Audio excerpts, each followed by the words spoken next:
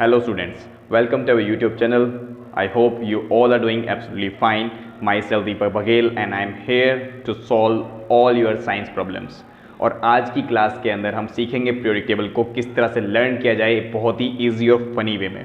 ठीक है, देखो हर साइंस स्टूडेंट के लिए पीरियोडिक टेबल को याद करना हमेशा से ही एक सिरदर्द रहा है और आज की इस क्लास में हम इसी सिरदर्द को दूर करने के बारे में बात करेंगे। ठीक है, इसलिए आपको ये वीडियो एंड तक देखनी है। ठीक है, और एंड तक देखने के बाद ट्रस्ट मी किसी को भी इस पीरियोडिक टेबल को याद करने में कोई मुश्किल नहीं रहने वाली। ठीक है, इसको याद करने से पहले, समझने से पहले हम कुछ चीज़ें जो हैं डिस्कस कर लेते हैं जो हमें इस पीरियोडिक टेबल के बारे में पता होनी चाहिए। ठीक है, अगर हम पीरियोडिक टेबल की बात करें तो इस पूरी पीरियोडिक टेबल को मेन 4 ब्लॉक्स में बांटा गया है। ठीक है, जिस तरह किसी भी स्कूल के अंदर हम क्या करते हैं कि बच्चों को कुछ ब्लॉक्स में बांट देते हैं, like junior wing, senior wing, primary wing. इसी तरह यहाँ पे क्या हुआ है कि इस पूरी की पूरी पीरियोडिक टेबल में भी जितने भी एलिमेंट्स हैं इन सभी एलिमेंट्स को इनकी प्रॉपर्टीज़ के बेसिस पे अलग अलग ब्लॉक में बांट दिए गए हैं। ठीक है, तो सबसे पहला ब्लॉक जो है हमारे पास वो है एस ब्लॉक। अब एस ब्लॉक के अंदर जो है ये सारे के सारे एलिमेंट जो हैं वो एस ब्लॉक में लाई करते हैं। Then the next one is P block. अब जितने भी एलिमेंट हम यहाँ देख रहे हैं ये सारे के सारे एलिमेंट लाई करते हैं पी ब्लॉक के अंदर। Then the other block is D block. अब डी ब्लॉक जो है इसके अंदर वो एलिमेंट्स हैं जो सारे के सारे कहाँ हैं, डी ब्लॉक के अंदर जो है एग्जिस्ट करते हैं। And the last one is F block. ठीक है, तो ये पूरा का पूरा ब्लॉक जो है ये हमारा क्या कहलाएगा, एफ ब्लॉक। ये तो हो गई एक जनरल सा इंट्रोडक्शन। ठीक है, अब नेक्स्ट जो टारगेट है हमारा कि नेक्स्ट टारगेट हमारा जो मेन टारगेट है, मेन टारगेट क्या है, इसको याद करना। ठीक है, तो अब बिना टाइम वेस्ट करते हुए हम आगे बढ़ते हैं और अब देखते हैं कि किस तरह से इनको याद किया जाए। ठीक है, तो सबसे पहले बात करेंगे हम एस ब्लॉक एलिमेंट्स की। अगर हम एस ब्लॉक एलिमेंट्स की बात करें तो एस ब्लॉक एलिमेंट्स की जो जनरल इलेक्ट्रॉनिक कॉन्फ़िगरेशन होती है वो होती है हमारी NS1 NS2। ठीक है, और इसमें हम सबसे पहले बात करेंगे ग्रुप 1 एलिमेंट्स की। तो ग्रुप 1 एलिमेंट जो है ये हमारा है हाइड्रोजन फैमिली। ठीक है, और इनको याद करने के लिए हम बहुत सिंपल निमोनिक्स यूज़ करने वाले हैं। ठीक है, और इन निमोनिक्स को बड़े ध्यान से सुनना है और एक बार सुनने के बाद इन निमोनिक्स के थ्रू इन सारे के सारे ग्रुप्स को लिख कर देखना है ताकि तुम्हें ये ईजिली याद हो जाए। ठीक है, तो अभी बात कर रहे हैं हम हाइड्रोजन फैमिली की।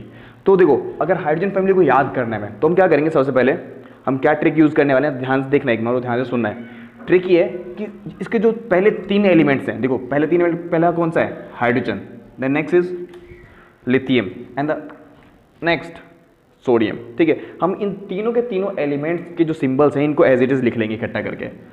लाइक हाइड्रोजन के लिए हमने H लिख लिया, लिथियम के लिए हम लिख लिया Li, देन सोडियम के लिए Na। और मैं इसको अगर कंबाइन करके पढ़ूँ, ठीक है, तो ये किसी एक लड़की के नाम जैसा शो होता है, हलीना। ठीक है, अब हलीना कोई भी एक लड़की है। ठीक है, अब आगे पढ़ते हैं थोड़ा। तो अगर मैं इन तीनों वर्ड को कंबाइन कर दूँ तो ये तीनों वर्ड कंबाइन होने के बाद एक लड़की के नाम जैसा दिखते हैं और नाम क्या है, हलीना। ठीक है, अब आगे कैसे पढ़ना है कि हलीना की रब से फरियाद। ठीक है, एक एक एलिमेंट के साथ जो है वर्ड को मैच करना है, हलीना की रब से फरियाद। मतलब यहाँ पर कोई एक लड़की है जिसका नाम हलीना है और वो अपने रब से फरियाद कर रही है कुछ। ठीक है, और अगर यहाँ अगर अभी की कंडीशन से इसको मैच करें तो अभी की कंडीशन के अकॉर्डिंग क्या होना चाहिए कि हम ये मान लेते हैं कि हलीना को एक लड़की है जो अपने रब से ये फरियाद कर रही है कि उसको ये पीरियोडिक टेबल जो है बड़े आराम से याद हो जाए। ठीक है, और हम इस काम में उसकी अब हेल्प करने वाले हैं। ठीक है, तो ये हो गया हमारा ग्रुप 1। देन इसके बाद हम बात करते हैं ग्रुप 2 एलिमेंट्स की। तो ग्रुप 2 एलिमेंट जो है इसके अंदर सबसे पहला मेंबर जो है हमारा बेरिलियम। ठीक है, अब इसको याद करने के लिए जो हमारा न्यूमेरिक्स हम यूज करने वाले हैं तो उसके लिए पहले हम छोटी सी स्टोरी फ्रेम कर लेते हैं ताकि इसको याद करना थोड़ा और ईजी रहे। ठीक है, तो स्टोरी क्या है कि कोई एक लड़का है जिसको शादी करनी है। ठीक है, कोई लड़का है जिसको शादी करनी है और उसको अपनी शादी को लेकर कुछ एक्सपेक्टेशंस हैं कि उसकी जो वाइफ हो वो थोड़ी सुंदर हो, अच्छी हो। ठीक है, तो उसने ये बात अपने फैमिली में बताई, अपने पापा को बताई और उसके पापा इस बात से राजी भी हैं। ठीक है, कि ठीक है भाई अगर तुम्हें अच्छी लड़की चाहिए तो हम अच्छी लड़की दिलाएंगे। ठीक है, तो याद कैसे करना है, अब स्टोरी को इससे मैच करते हैं वर्ड से कुछ। ठीक है, तो पहला वर्ड है BE। तो BE क्या है, BE को हम बोल देते हैं बेटा। ठीक है, तो बेटा मांगे कन्या सुंदर। बेटे की डिमांड्स क्या है कि बेटे को क्या चाहिए, कन्या चाहिए। और कैसी कन्या चाहिए, सुंदर। कि बेटा मांगे कन्या सुंदर, बाप राजी।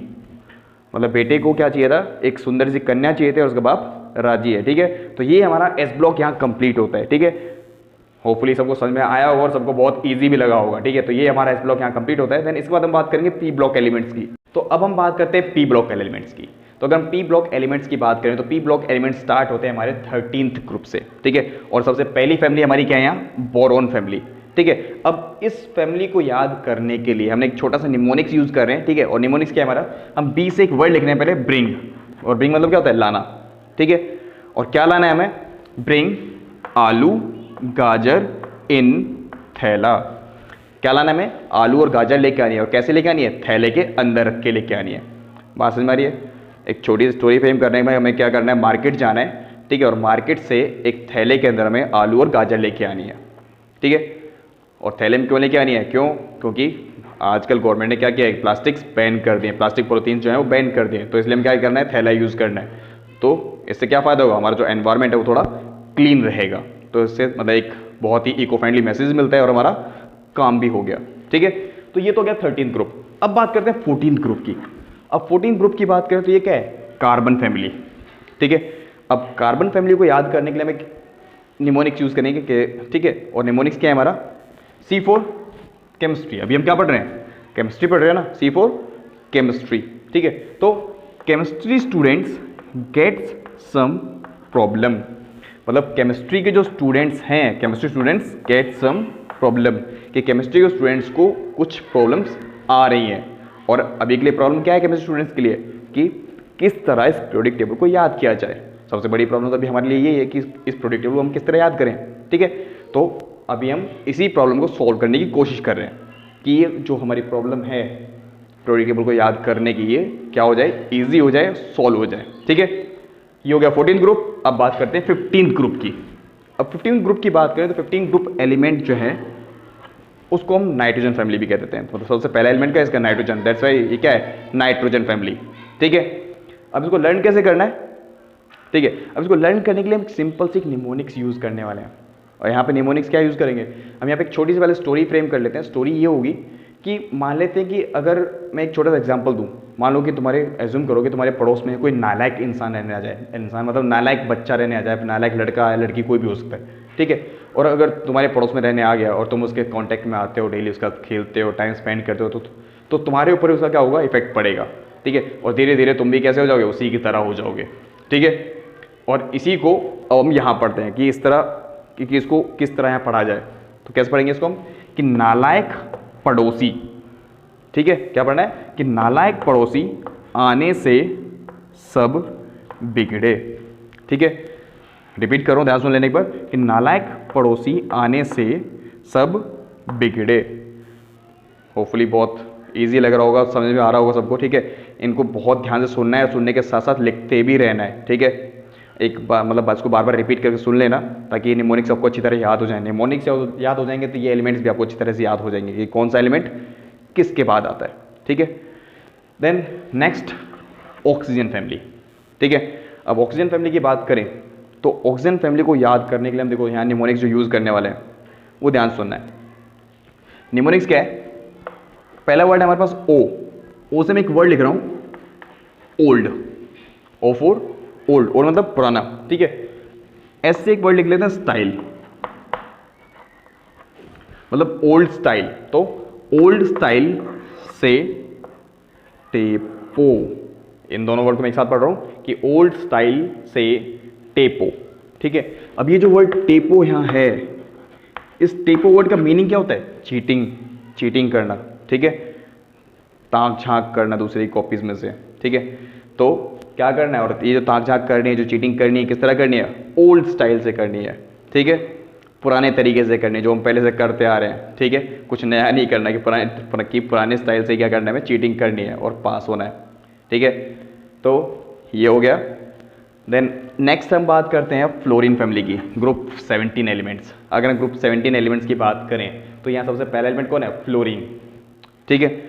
अब इसके लिए फिर से एक स्टोरी छोटी सी फ्रेम कर लेते हैं। स्टोरी क्या होगी कि मान लो कोई आंटी है जो कल बाहर आई फिर से, ठीक है। पढ़ना कैसे, देखो, फिर कल बाहर आई आंटी, मतलब ऐसे आंटी हो सकता है कि डेली बाहर आती हो, लेकिन हमने सिर्फ कल नोटिस किया, ठीक है। और क्या बोला हमने कि फिर कल बाहर आई आंटी, जो आंटी है वो कल फिर से बाहर आई, ठीक है।